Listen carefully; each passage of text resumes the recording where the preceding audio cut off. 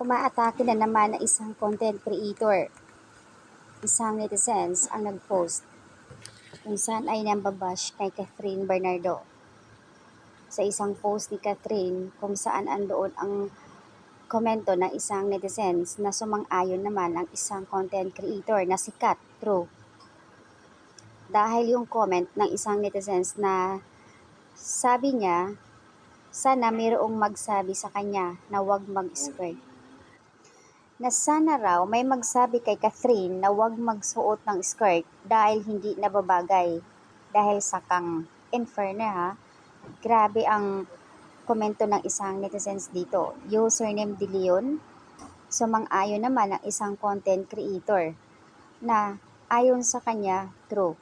Guys, kilala nyo ito. Aware kayo dito sa isang content creator dahil isa ito sa mga pinagko-compare na nag-cryptic post about sa Ritoke.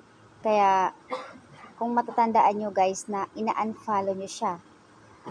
I mean, ayon sa karamihan, sinasadya daw iyon na umaatake na naman dahil nagpapadami ng viewers or followers. Kung matatandaan,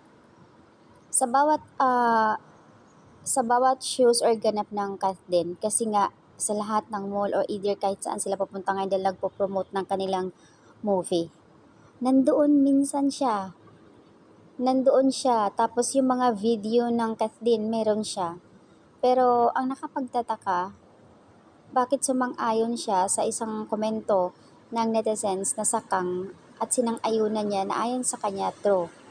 O diba, dapat hindi na siya mag-comment ng ganon kasi maraming magre-react din ng Catherine.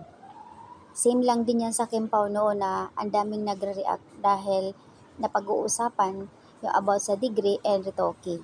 So, which is pinagkukumpara niya yung sa kabilang side.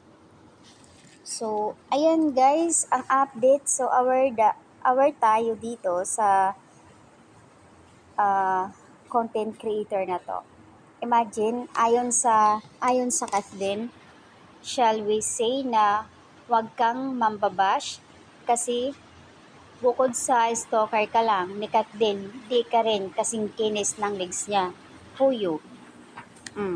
Sinagot siya ng isang Catherine. From username, De Leon, maganda naman talaga siya. Mukha niya. Pero sana mayroon magsabi sa kanya na huwag magsuot ng skirt kasi sakang siya. Real talk lang tayo ha. So, isang content creator sumagot, true. 'Di ba? Kaya hirap magtiwala nito ayon sa komento. Hindi alam kung ano ang gusto dito, magpapadami ng followers or gusto rin siya ibabash para madami ang followers niya. Parang something like that.